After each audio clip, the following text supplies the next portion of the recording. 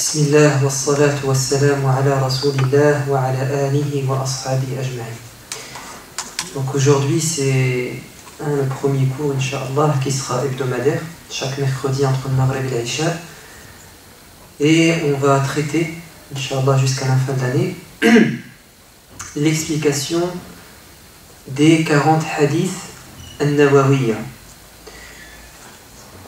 40 hadiths al-Nawawiyya, comme leur appellation l'indique, il s'agit d'une quarantaine de paroles du prophète qu'a sélectionné l'imam, le grand savant, le grand érudit, le grand ascète, An-Nawawi. Il les a sélectionnés, il nous dit dans son introduction, parce qu'il considère qu'elles rassemblent, qu'elles résument la religion. Et chaque hadith, nous dit-il, comporte une règle juridique générale, un fondement dans la religion.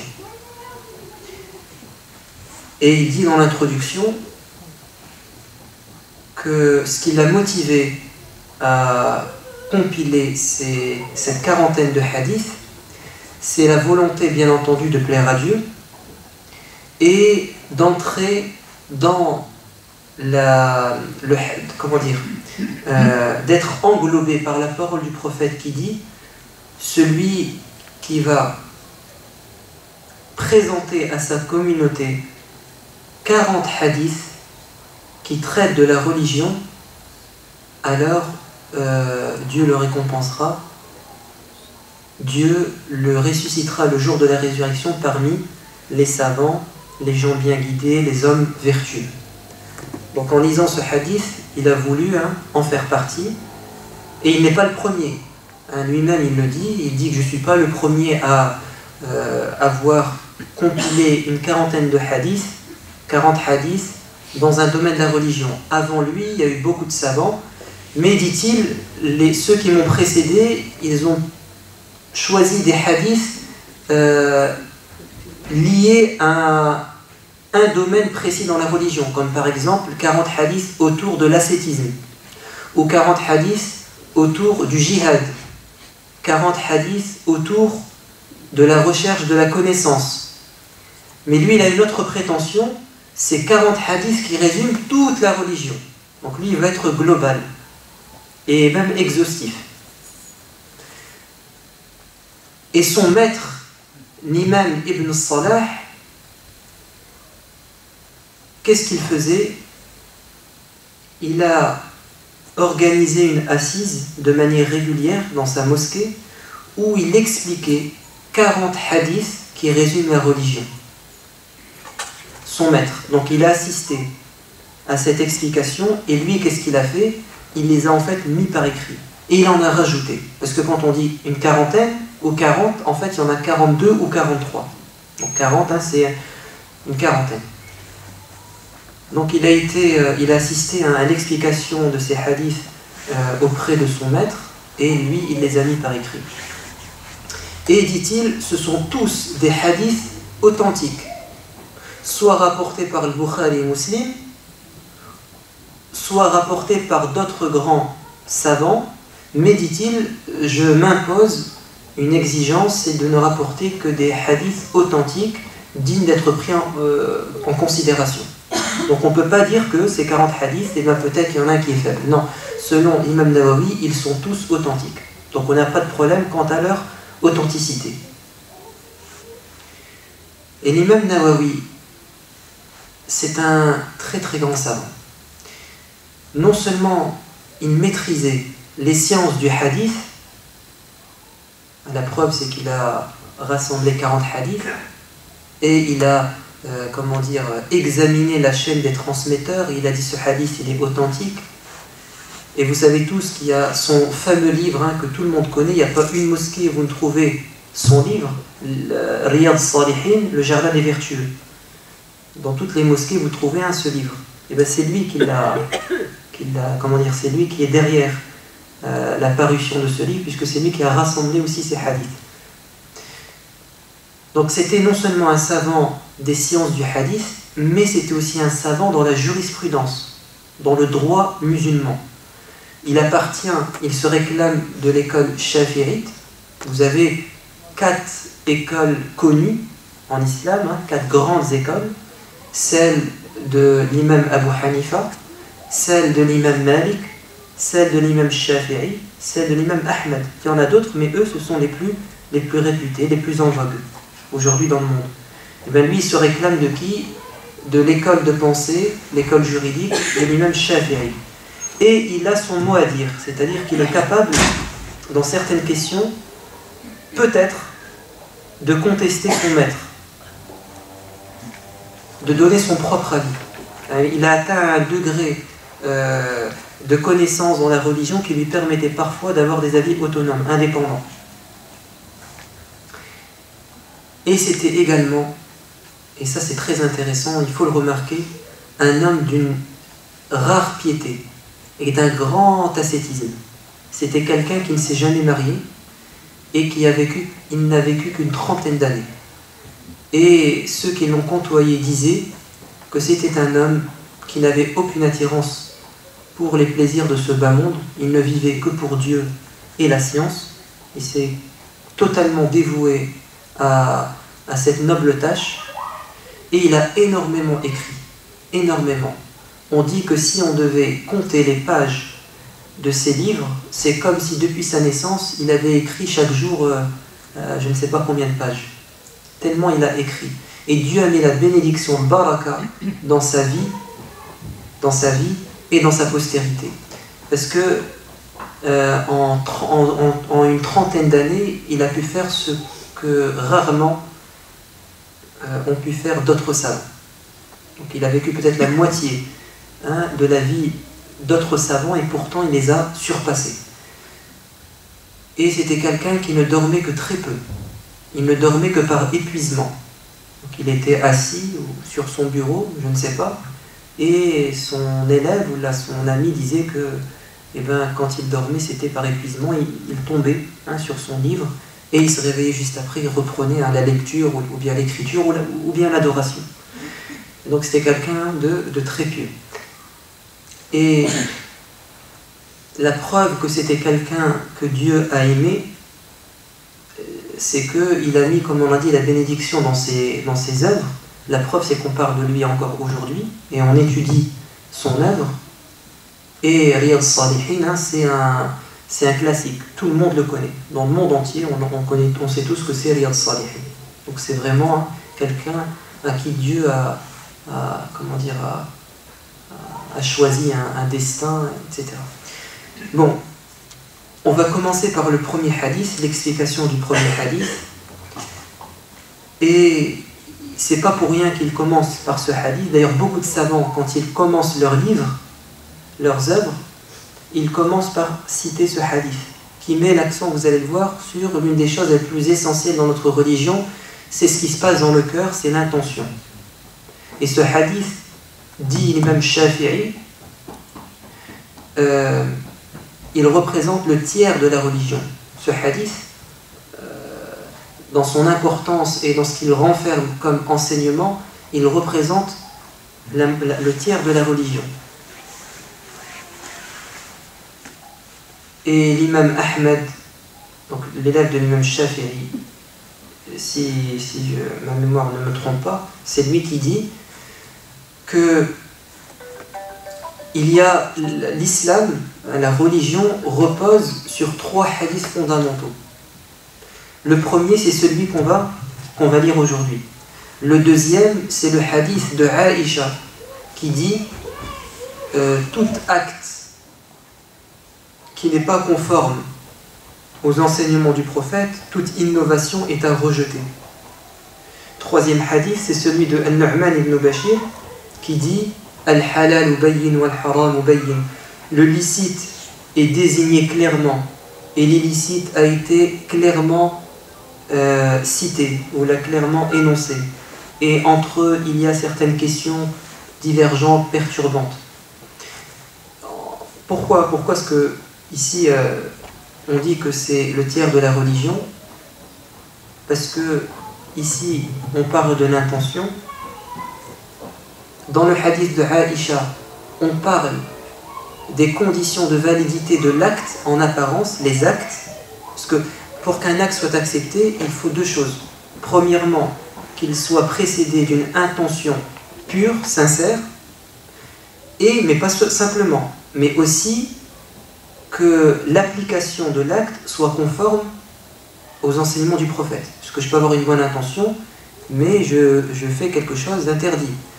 Par exemple, j'ai comme bonne intention de faire une aumône, donc de donner de l'argent, de faire la charité, donner de l'argent à un pauvre, mais cet argent, je vais aller le prendre de la poche de mon voisin.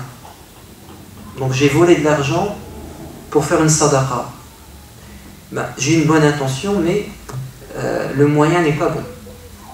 Donc il ne faut pas simplement que ton intention soit bonne, mais encore faut-il que l'acte en lui-même,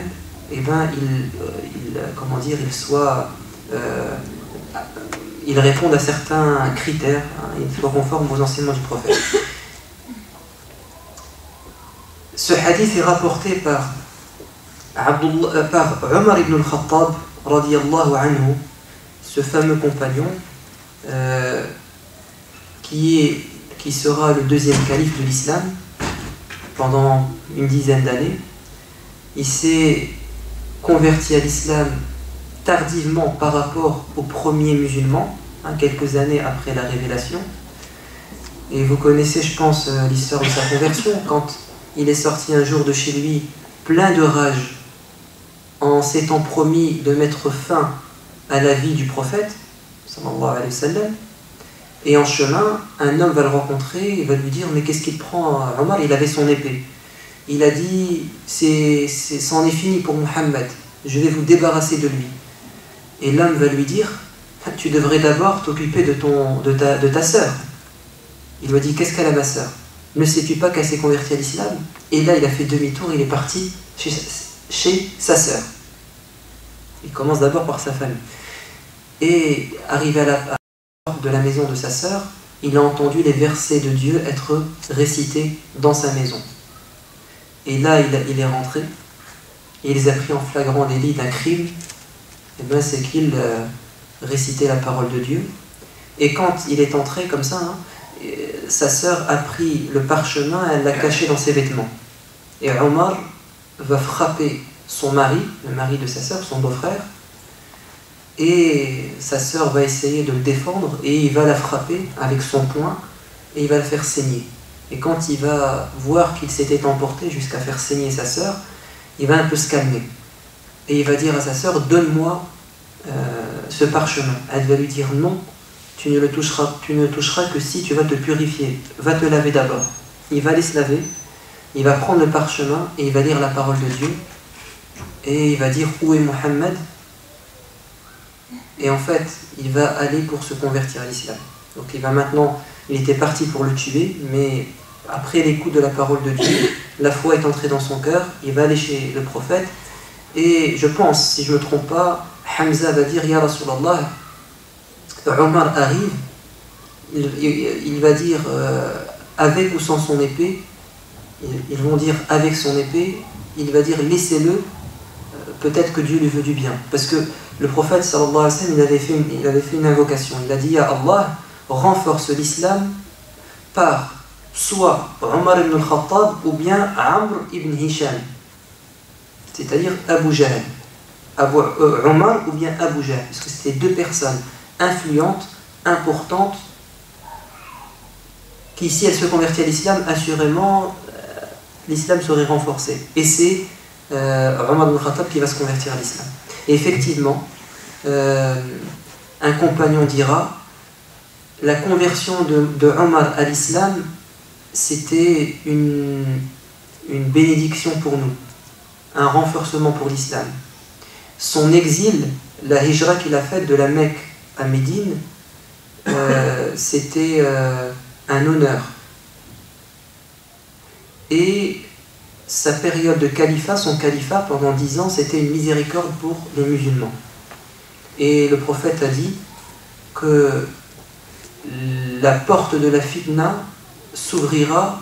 Il a dit: vous allez connaître beaucoup de fitnes, beaucoup de perturbations, beaucoup de problèmes après que la porte se soit cassée, se soit brisée, se soit enfoncée. Ils ont dit, quelle est cette porte? Il a dit, c'est Omar. Quand Omar va être assassiné, c'est là que vont commencer les problèmes. Parce que lors de son califat, il a réussi à quoi? À imposer une sécurité, à imposer, la paix, la justice, et après son assassinat vont commencer les problèmes. Et Omar ibn al-Khattab, vous le savez, c'était un homme très juste, un homme très pieux, et le prophète sallam a dit, il y avait parmi les gens auparavant, avant l'islam, c'est-à-dire avant moi, des gens qui, lorsqu'ils parlaient, ils disaient la vérité, des gens inspirés, comme si Dieu parlait à travers leur bouche. Et dans ma communauté, c'est Omar qui en fait partie. Il y avait des gens auparavant qui étaient comme ça, et dans ma communauté, Omar en fait partie. Des gens, lorsqu'ils parlaient, c'était la vérité qui sortait de leur bouche. Et à plusieurs reprises, il a pu parfois avoir des avis, et Dieu a conforté son avis. Par exemple, dans l'histoire des prisonniers de la bataille de Badr, Abu Bakr et le prophète avaient un avis, comment les traiter. Et Omar avait un avis contraire. Et bien Dieu est venu conforter Omar dans son avis. Donc, il était inspiré par Dieu, c'est-à-dire quand il parlait, et ben c'était de la lumière qui sortait de sa bouche.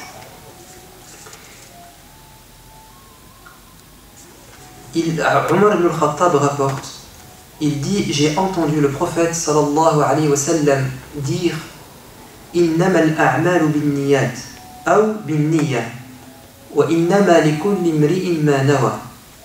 Les actes dépendent des intentions. Et vous ne serez récompensé qu'en fonction de votre intention.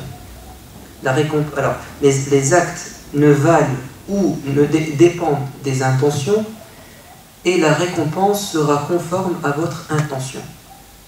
Ensuite, le prophète dit, et là il explique, il donne un exemple, il dit فَمَنْ كَانَتْ هِجْرَتُهُ إِلَى اللَّهِ وَرَسُولِهِ فَهِجْرَتُهُ إِلَى اللَّهِ وَرَسُولِهِ وَمَنْ كَانَتْ هِجْرَتُهُ لِدُنْيَا يُصِيبُهَا أَوْ امْرَأَةٍ يَنْكِحُهَا فَهِجْرَتُهُ إِلَى مَا هَاجَرَ إِلَيْهِ. Donc les actes dépendent des intentions ou ne valent que par les intentions, et la récompense est conforme à l'intention. Vous ne serez récompensé qu'en fonction de votre intention. Et ensuite le prophète dit, quant à celui qui aura émigré, c'est-à-dire il aura quitté la Mecque pour se rendre à Médine, et ça c'était une émigration, un exil obligatoire. À un moment donné, Allah Azza wa Jal a demandé aux prophètes et aux compagnons de quitter la Mecque. Après 13 ans de persécution, et il leur était demandé de patienter. À un moment donné, Allah Azza wa Jal a dit, vous devez maintenant quitter ce territoire et vous rendre à Médine, parce que là vous allez pouvoir vivre en paix, vivre en paix avec des gens tolérants et des gens qui vont vous accepter. Et ici il dit, celui qui aura émigré, fait l'exil, afin de plaire à Dieu et à son prophète, alors son émigration sera considérée comme telle, c'est-à-dire elle sera considérée comme étant un acte voué à Dieu et à son prophète. Quant à celui qui va émigrer, s'exiler, afin de rechercher un intérêt matériel, un intérêt dans cette vie d'ici-bas, ou afin de se marier avec une femme, alors son émigration sera considérée comme telle, c'est-à-dire elle ne sera pas pour Dieu et son prophète, mais pour un intérêt matériel ou pour un mariage. Et donc, il n'aura pas de récompense. En tout cas, pas la récompense de celui qui s'est sacrifié pour Dieu et son prophète. Et c'est ce qui s'est passé au temps du prophète. Un homme a voulu se marier avec Qais, une femme, et cette femme a dit, je ne t'épouserai que si tu fais l'exil, que si tu me rejoins à Médine. Donc en apparence, il a accompagné les gens dans leur exil, dans leur émigration. En apparence, il a fait la hijra comme tout le monde, Mais grâce à ce hadith, on sait que cette personne n'avait pas la même intention que tout le monde, mais qu'il avait émigré simplement pour faire plaisir ou pour se faire plaisir à sa future épouse, se marier avec elle. Et donc cette personne n'a pas eu la récompense de celui qui s'est sacrifié pour Dieu et son prophète, parce que c'est pas ça qui l'a motivé.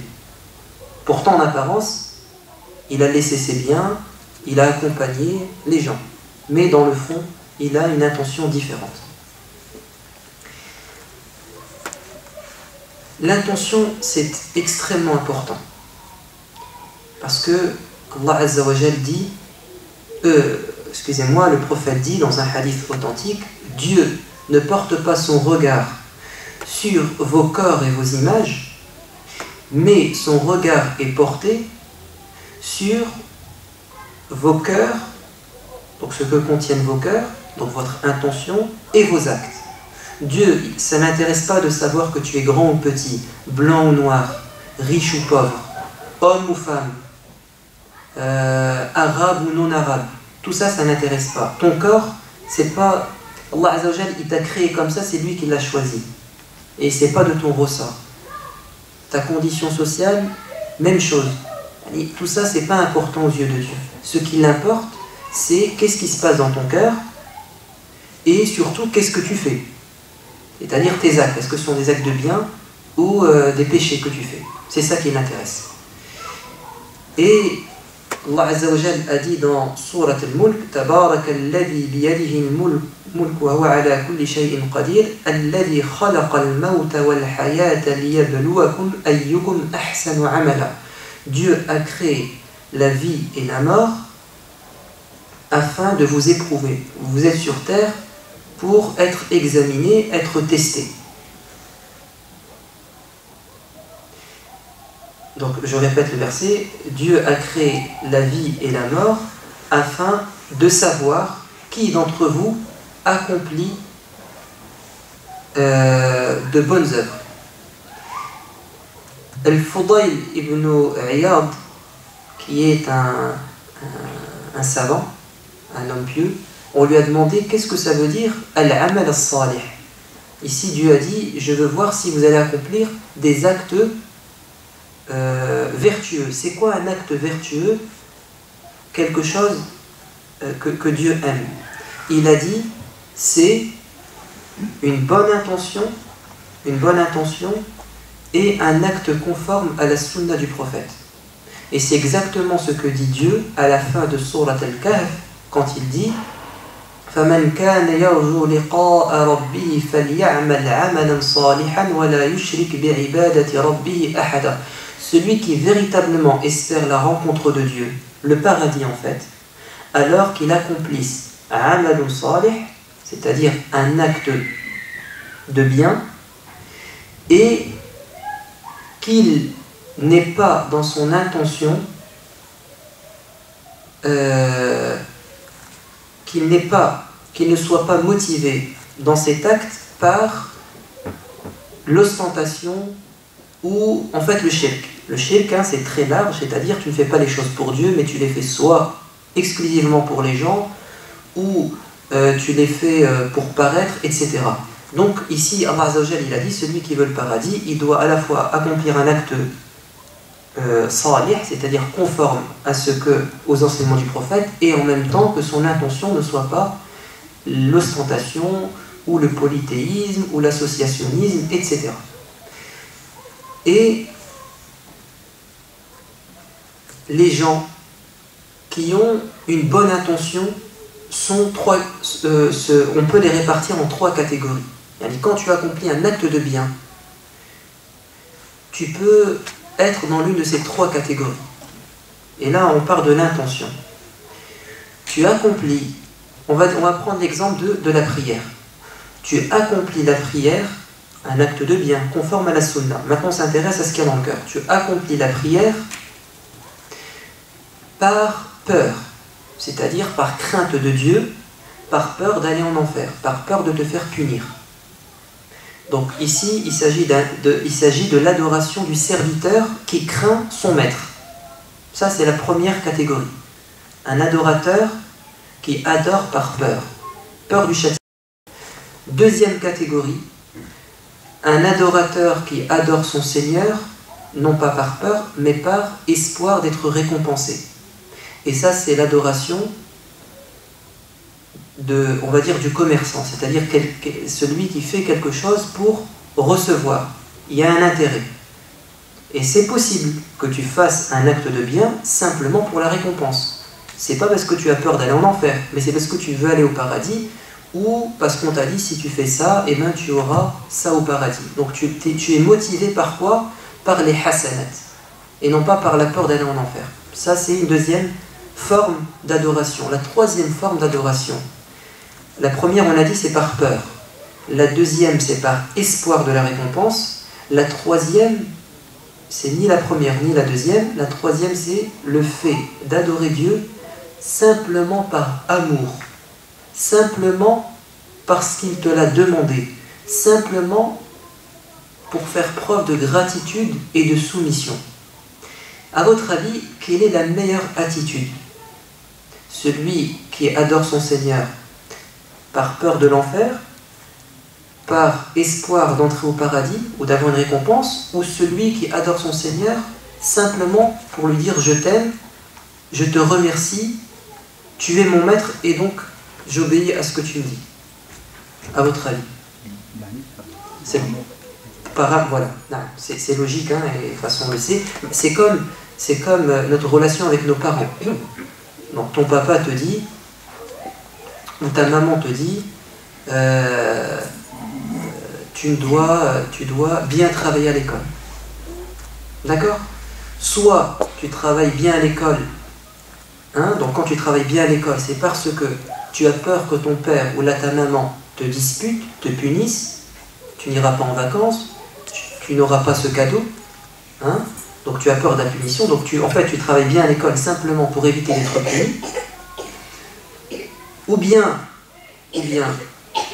tu travailles bien à l'école pour que ton papa te donne, je sais pas moi, 10 € à la fin de la semaine, ou pour qu'il te paie un voyage, ou bien tout simplement, tu travailles bien à l'école pour faire plaisir à tes parents, pour leur dire « je vous aime ». C'est tout. Bien évidemment, l'enfant qui va obéir à ses parents simplement par amour et respect et gratitude, c'est celui-là le meilleur. C'est celui-là le meilleur. Et la preuve que c'est la meilleure forme d'adoration, c'était celle du prophète. C'est quoi la preuve? C'est que Aïcha radiyallahu anha a dit un jour au prophète, alors qu'elle le voyait prier la nuit, veiller en prière, et ses pieds enflés, tellement il restait longtemps en position debout, en station debout. Il passait une grande partie de la nuit à prier, ses pieds enflés. Elle lui a dit, Ya Rasulallah, ô prophète, pourquoi tu te fais autant de mal? Pourquoi tu te fais souffrir alors que Dieu t'a pardonné tes péchés précédents et tes péchés à venir? C'est-à-dire le paradis t'est garanti. Non seulement tu n'iras pas en enfer, mais en plus tu seras dans les plus hauts lieux du paradis. Donc pourquoi tu te fatigues? Quelle était la réponse du prophète? Il n'a pas dit par peur de l'enfer, par amour du paradis, enfin par volonté d'entrer au paradis. Il a dit Afala akunu abdan shakura. Ne serais-je pas un serviteur reconnaissant? Effectivement, Dieu, il m'a dit tu iras au paradis, tu seras le meilleur. Et bien ça suppose de moi de l'amour et de la reconnaissance. Voilà. Et ça, c'est vraiment le plus haut degré. C'est que c'est pas tant l'enfer qui te torture ou le paradis qui t'anime, mais c'est simplement l'amour que tu as envers Dieu. Mais attention, hein, celui qui fait quelque chose par peur du châtiment, celui qui est tenté par je ne sais trop quel péché, et on lui dit, voilà le hadith du prophète, voilà la menace de Dieu, et il revient sur ses pas, il aurait une bonne récompense, hein, c'est très bien. Mais ça aurait été mieux qu'au départ, il délaisse cette chose simplement par amour pour Dieu. Ce sont des degrés de quoi? De piété. Ça, c'est la première catégorie d'intention, c'est la bonne intention. On a dit qu'il peut prendre 3 formes. Ensuite, vous avez l'inverse. Celui qui accomplit la prière, par exemple, pas pour plaire à Dieu, mais tout simplement pour paraître devant les gens. Le prophète a dit dans un hadith rapporté par Ibn Majah, ce que je crains pour vous, il parle à sa communauté, je crains plus pour vous. Non, il y a quelque chose qui me fait plus peur que la tentation de l'antéchrist, le Masih al-Dajjal, qui est une grande fitna à la fin du monde. Il y a quelque chose qui me fait encore plus peur que cette tentation. C'est le fait d'accomplir la prière, c'est le fait d'entrer en prière et de la prolonger par ostentation. C'est-à-dire quelqu'un qui fait les adorations, qui les accomplit, les adorations, par ostentation. C'est-à-dire, simplement, il est motivé par le regard des gens. Et c'était ce que faisaient les hypocrites à l'époque du prophète. Quand ils venaient prier, ils ne venaient pas prier pour plaire à Dieu.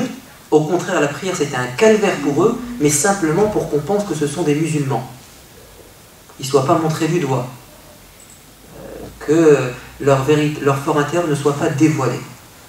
Donc quelqu'un qui accomplirait un acte simplement pour plaire aux gens, pas pour plaire à Dieu, simplement pour plaire aux gens, pas pour plaire à Dieu, son acte n'est pas pris en compte. Quelqu'un qui prierait simplement pour qu'on dise « il prie », ou quelqu'un qui jeûnerait simplement pour qu'on dise « il jeûne », c'est ça qu'il a en tête. Ouais. Et bien son adoration, elle n'est pas vouée à Dieu, donc elle est caduque, elle tombe à l'eau. Quelqu'un qui ferait une aumône, simplement pour qu'on dise c'est quelqu'un de généreux, simplement pour qu'on dise c'est quelqu'un, un homme de bien, son adoration tombe à l'eau, il n'aura pas de hasanat. Ou bien quelqu'un qui accomplit une aumône, qui donne une aumône à un pauvre, mais cette aumône est accompagnée de deux péchés, soit elle-même, soit elle-ada. Parce que Dieu dit dans Surat al-Baqarah, ô vous qui portez la foi, n'annulez pas, ne rendez pas caduques vos sadaqat, vos aumônes, par al-man ou al-ada, c'est-à-dire al-ada, c'est-à-dire que tu fais suivre ton acte de bien par, par du tort. Donc tu donnes une aumône à un pauvre et en même temps tu lui fais ressentir qu'il est un moins que rien. Tu lui donnes avec orgueil. Hein, t'es méprisant ou ta sadaqa n'est pas bonne.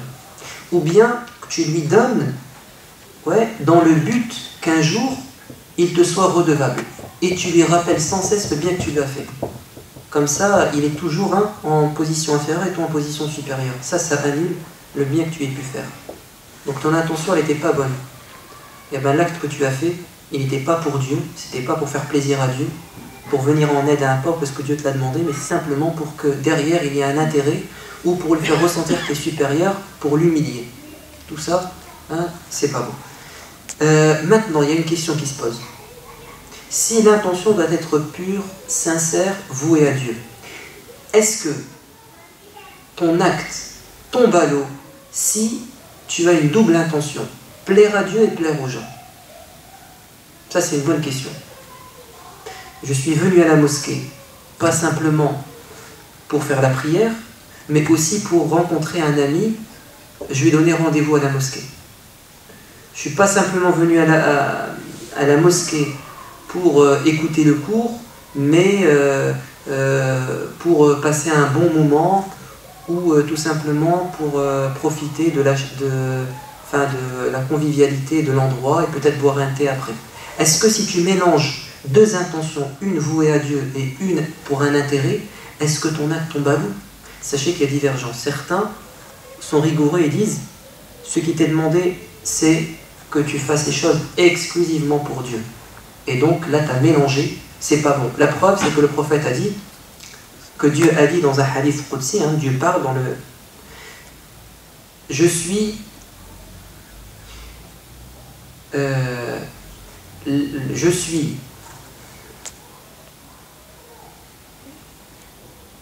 comment on dit je suis l'associé le plus indépendant. Je suis l'associé le plus indépendant. Ainsi donc, si bon, qu'est-ce que ça veut dire? Ça veut dire quand deux personnes s'associent, chacune dépend de l'autre, n'est-ce pas? Quand deux personnes s'associent, il y en a un qui apporte l'argent, l'autre la main d'œuvre, bref, 50% d'argent, l'autre 50%, chacun dépend de l'autre. Et bien quand toi, tu associes à Dieu quelque chose, donc tu accomplis un acte où tu vas associer l'intention de plaire à Dieu, l'intention de plaire à un être humain, donc finalement, ton acte, il a associé Dieu à quelqu'un. On ne parle pas du shirk, c'est pas ça qu'on veut dire. Hein. Quand je dis associé, c'est-à-dire que tu as deux intentions, tu mélanges Dieu avec quelqu'un d'autre. Et bien le hadith ici, si on le prend au sens littéral et le sens apparent, c'est que là, tu as voulu à la fois faire plaisir à quelqu'un et à la fois faire plaisir à Dieu. Et Dieu dit, je suis un associé là, mais le plus indépendant, je n'accepte pas que tu me mettes avec quelqu'un. Mais c'est que moi que tu dois, rechercher dans ton acte. Mais l'avis qui paraît être le plus juste, c'est que tout dépend. C'est quoi la première motivation, la première intention? C'est elle qui va décider. Est-ce que ce qui t'a motivé au départ, c'était de plaire aux gens ou là de plaire à Dieu? C'est-à-dire, qu'est-ce qui t'a motivé au départ? Si par exemple, je suis sorti de chez moi pour venir à la mosquée dans l'intention de prier, et en cours de route, je reçois un appel téléphonique qui me dit, un ami qui me dit, écoute, j'aimerais bien te voir et je dois te remettre de l'argent, mais je veux que tu viennes à l'autre mosquée, pas celle où je comptais me rendre. Et donc tu changes d'orientation, tu vas dans une autre mosquée. Ta première intention en allant à la mosquée, c'était quoi? De prier. Mais est venue en cours de temps une deuxième intention, c'était de rencontrer cette personne et de récupérer mon argent. La preuve, c'est que j'ai changé de destination. Mais est-ce que là, je n'aurai pas la récompense de celui qui va à la mosquée et donc, quand il fait un pas, on l'élève d'un degré, une mauvaise action est retirée, quand il va rentrer, les anges vont prier sur lui, etc. Non, tu auras toutes ces hasanats. Pourquoi? Parce que ta première intention, elle était bonne. Maintenant, il y en a une deuxième après, c'est pas un souci, c'est pas un problème. Donc, tant que ta première intention était bonne, tu peux en rajouter 10 après, c'est pas un souci. Tant qu'au départ, tu avais cette bonne intention. La preuve aussi que tu peux mélanger, avoir l'intention de plaire à Dieu, de plaire aux gens, ou avoir un intérêt matériel dans ce que tu fais. C'est quoi? Eh bien, c'est le hajj. Allah Azza wa Jalla l'a dit clairement. Dans le Baqarah, quand il parle du pèlerinage, il dit nul grief. Il n'y a aucun problème si, en accomplissant le hajj, vous recherchez un intérêt matériel, le commerce. Quelqu'un qui irait accomplir le hajj, il veut faire le hajj, mais en même temps, il se dit je vais en profiter pour acheter, pour vendre, parce qu'il y a des bonnes occasions, etc. Il n'y a aucun souci. Allah Azza wa Jalla, il a dit c'est possible, il n'y a pas de problème. Donc regardez, deux intentions, une vouée à Dieu et une matérielle, il n'y a pas de problème.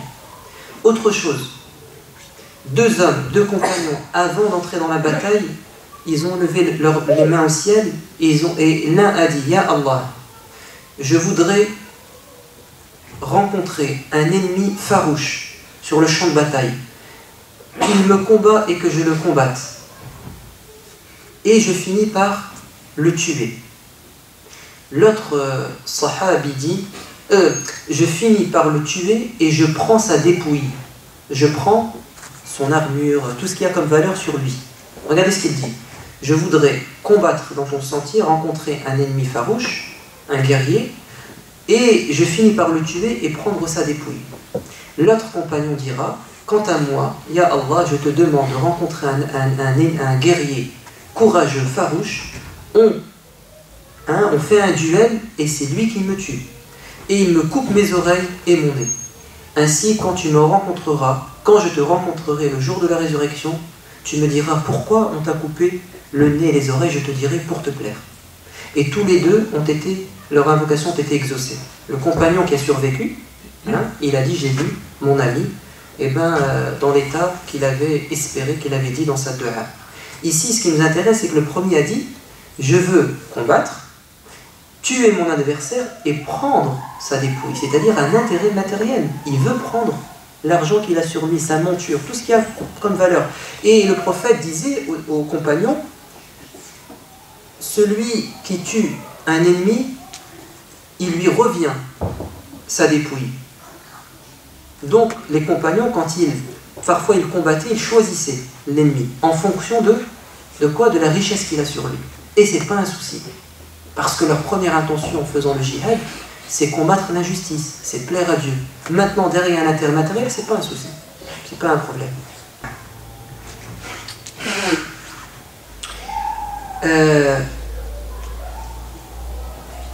Juste après, après avoir dit que les actes dépendent des intentions et qu'on est rétribué en fonction de son intention. Ça veut dire qu'on est rétribué en fonction de son acte. C'est-à-dire que plus ton intention est sincère, plus la récompense de l'acte sera élevée. Plus ton intention sera multiple, et plus ton acte sera rétribué. C'est-à-dire, par exemple, tu es venu aujourd'hui à la mosquée. Il se peut que dans ta tête, tu aies eu une seule intention, c'est de venir assister au cours, ou de venir prier. Mais il se peut que quelqu'un d'autre ait eu comme intention de venir faire la prière, en groupe, de venir assister au cours, donc apprendre sa religion, mais aussi d'être assis aux côtés de mes frères, donc raffermir les liens de fraternité, mais aussi le fait de profiter de la miséricorde des anges qui sont présents, mais aussi le fait de faire une sadaqa à la mosquée, mais aussi le fait d'être élevé en degrés pour chaque pas que j'ai fait. Et donc il se peut que tu aies 10 intentions en tête, et en fonction de ça, tu seras récompensé. En fonction de ça. Et il y a un savant qui disait, quand j'entends quelqu'un frapper à la porte de ma maison, avant d'ouvrir, j'ai mis plus de 1000 intentions. C'est une exagération, c'est une image pour dire, avant d'ouvrir, j'ai mis plusieurs intentions. Je vais ouvrir la porte, je vais sourire à mon ami, je vais... et il commence à formuler plusieurs intentions pour avoir plusieurs hasanat. Voilà. Alors, à quoi sert l'intention? À quoi sert-elle? L'intention, elle sert à distinguer l'acte cultuel, l'acte d'adoration, de l'acte habituel du quotidien. Par exemple, quelqu'un qui prendrait sa douche. En apparence, il se lave. En apparence, il se lave. Il se peut que ce lavage soit un lavage habituel ou un lavage rituel. Ça veut dire quoi? Un lavage habituel, c'est-à-dire qu'il a eu comme intention, en se lavant, de se rafraîchir, de se nettoyer, de sentir bon, etc., etc. Et donc, ça sera un lavage habituel, un acte quotidien. Il n'aura pas de récompense, forcément. Il n'a pas eu d'intention de plaire à Dieu, sauf s'il se dit, je fais ça parce que Dieu aime l'hygiène, Dieu aime qu'on soit propre, etc. Mais partons du principe que sa seule intention, c'était, il fait trop chaud, je vais aller prendre une douche froide pour me rafraîchir. Et bien cette même personne peut avoir l'intention, en faisant ce lavage, de quoi? Et bien de lever l'état d'impureté majeure dans lequel il a ce qu'on appelle janaba. Donc quand il se lave, il a cette intention de quoi? De se purifier pour pouvoir faire la prière. Ou bien quelqu'un, un autre exemple, quelqu'un qui donne de l'argent, à un pauvre. Il peut avoir l'intention simplement de donner de l'argent, donc un acte surérogatoire, comme il peut avoir l'intention de donner la zakat obligatoire. En apparence, il a donné, mais qu'est-ce qui va me faire savoir si c'est simplement une aumône facultative ou un acte obligatoire? C'est quoi? C'est son intention. Donc l'intention, elle a deux fonctions. Distinguer l'adoration de l'acte habituel, quotidien, ou bien distinguer dans l'adoration ce qui relève de l'obligatoire ou du surérogatoire. Comme quand tu fais 2 rak'at, quand tu fais 4 rak'at, Je ne peux pas savoir si tu fais 4 rak'at obligatoires ou la 4 rak'at surrogatoires. Tout dépend de ce que tu as dans ton cœur. Et je ne peux pas savoir si c'est 4 rak'at du dhuhr ou du asr. Tout dépend de ton intention. Je ne peux pas savoir si c'est un rattrapage, quelque chose que tu avais oublié, ou quelque chose que tu fais à l'heure. Tout ça, ça se passe dans ton cœur. Donc c'est à ça que sert l'attention. C'est à distinguer l'adoration de ce qui n'est pas adoration. Et dans l'adoration, distinguer les différents degrés. C'est-à-dire l'obligatoire, du facultatif, ou le rattrapage des choses faites à l'heure, etc., etc. C'est à ça que sert l'intention. Maintenant, la fin du hadith, le prophète sallallahu alayhi wa sallam a cité la hijra. La hijra. Sachez qu'il y a eu une hijra obligatoire en islam, en tout cas à l'époque du prophète, c'est celle de quitter Médine vers la Mecque. Maintenant, il y a une hijra juste avant. C'est celle qu'ont faite certains compagnons sous la persécution mécoise quand ils sont partis en Abyssinie, Al-Habasha, chez le roi, le fameux roi chrétien Najashi. Notamment, Uthman ibn Affan, il est parti. Maintenant, est-ce que la hijra, comme elle était entendue au temps du prophète, est-elle encore valable aujourd'hui? Doit-on encore quitter un territoire précis et se rendre dans un autre territoire? Non, c'est plus le cas aujourd'hui. Aujourd'hui, toute la terre appartient à Dieu. Tu vas où tu veux, à condition que tu puisses pratiquer ta religion.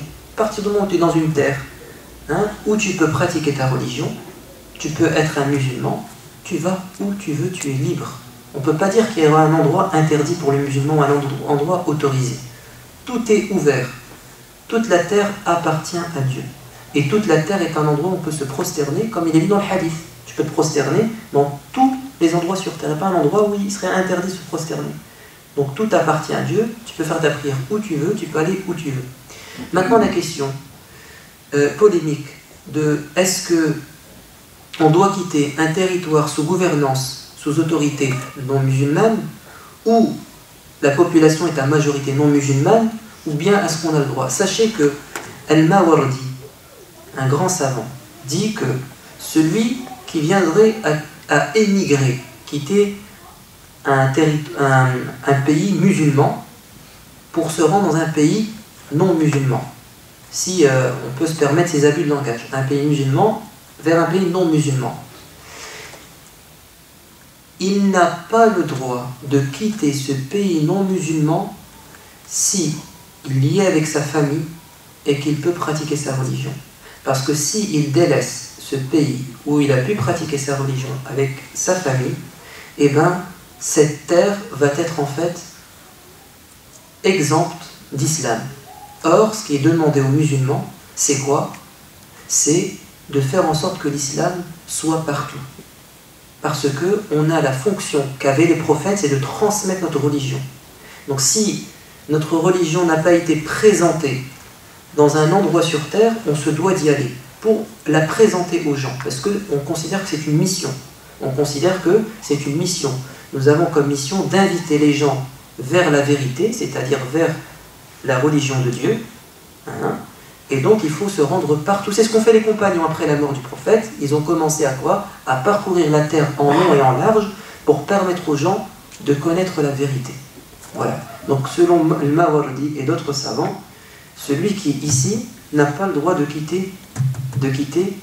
Alors lui, il partait du principe que tu as quitté un pays musulman pour un pays non musulman. Mais maintenant, dans un cas de figure, c'est que on est né dans un pays non musulman. Donc c'est encore à plus forte raison. Quand tu es né dans un pays non musulman, tu n'as pas le droit de le quitter sans raison.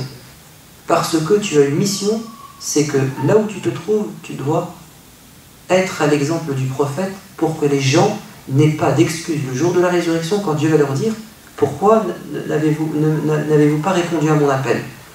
Soit ils disent parce qu'on ne l'a pas entendu, et dans ce cas-là, nous, on est fautifs, soit ils disent on l'a entendu mais on l'a refusé, et là, ils assument. Et donc, on ne peut pas parler aujourd'hui de hijra quand on est dans un pays comme notre pays. Pourquoi? Parce qu'il n'y a aucune raison, si ce n'est à titre personnel. Certaines personnes considèrent qu'ils doivent partir parce qu'ils ont du mal à pratiquer leur religion. Mais sachez que l'imam al-Mawardi dit que si on quittait tous un pays non musulman, eh ben on serait fautif parce qu'on aurait failli à notre mission. Notamment, nous qui sommes ici dans notre pays, et on a nos frères musulmans qui vivent ici, on n'a pas le droit de les délaisser. Parce que ceux qui disent il faut faire la hijra, ils ne se rendent pas compte qu'en fait, si on devait tous répondre à leur appel, non, d'abord, quand ils disent il faut faire la hijra, à votre avis, qui c'est qui va entendre ce qu'ils disent et leur obéir? Les meilleurs, ceux qui sont capables de délaisser les avantages de vivre dans un pays comme celui-ci pour aller dans un autre pays où ils seront en fait désavantagés. Donc en fait, ceux qui vont partir, ce sont ceux qui ont la plus grande foi. Et qui c'est qui va rester? C'est un cas, attention, imaginaire. Ceux qui vont rester, ce sont ceux qui ont la foi la plus faible. C'est pas une vérité ce que je dis, mais partons du principe que on fait l'appel à la hijra. Ceux qui vont partir, ce sont ceux qui sont capables de sacrifier les biens matériels dont ils jouissaient. Autrement dit, les meilleurs vont partir, qui va rester les plus faibles? Et donc en fait, ils vont être livrés à leur sort et ils vont être égarés par les tentations de la société. Et qui c'est qui sera responsable? C'est ceux qui les ont délaissés. Donc non seulement on a une obligation de rester pour pouvoir présenter l'islam aux non-musulmans, mais encore on a une plus grande obligation aujourd'hui, c'est de essayer de raffermir les musulmans faibles dans l'islam. Donc parler de hijra aujourd'hui, ici, c'est un non-sens, c'est même une trahison à la mission des prophètes. Wallahu a'lam, ça c'était le premier hadith. La semaine prochaine on passera au deuxième hadith. Avant de clôturer, parce que c'est l'heure de l'Aïcha, y a-t-il une question? Concernant les musulmans qui ont dû se sauver Les d'Espagne, musulmans qui ont dû quitter l'Espagne, faire la hijra, c'est ça? Oui, ils ont dû quitter l'Espagne parce que, malgré eux, c'est-à-dire c'est pas leur choix. À un moment donné, quand il y a eu la Reconquista, donc les chrétiens d'Europe, d'Occident, sont venus envahir l'Espagne musulmane, l'Andalousie. Ils se sont fait massacrer, et donc ils ont dû partir. Mais sache que, au départ, personne ne voulait quitter sa terre, bien évidemment, parce qu'ils sont là depuis 8 siècles, c'est leur terre, pourquoi est-ce qu'ils devraient la quitter? C'est injuste. Donc ils ont été forcés, ils ont été expatriés. Mais certains sont quand même restés. Ils étaient tellement attachés à leur terre qu'ils ont dû dire qu'ils sont chrétiens alors qu'ils sont musulmans. Donc l'attachement à la terre, il est tellement fort que parfois, dans des circonstances comme celles qu'ont vécues les Espagnols, tu peux rester dans ta terre, même si on t'empêche de pratiquer ta religion, parce que c'est ta terre. Et on ne sort pas de ma terre comme ça. C'est ma terre, j'y ai vécu, j'ai mes ancêtres qui sont là, j'ai mes biens qui sont là, pourquoi est-ce que je devrais partir? Non, je vais combattre et mourir pour ma terre. Et je mourrai martyr. Donc il n'y a pas... Non? Voilà. Donc Inch'Allah, on s'arrête ici. سبحان ربك رب العزة عما يصفون وسلام على المرسلين والحمد لله رب العالمين.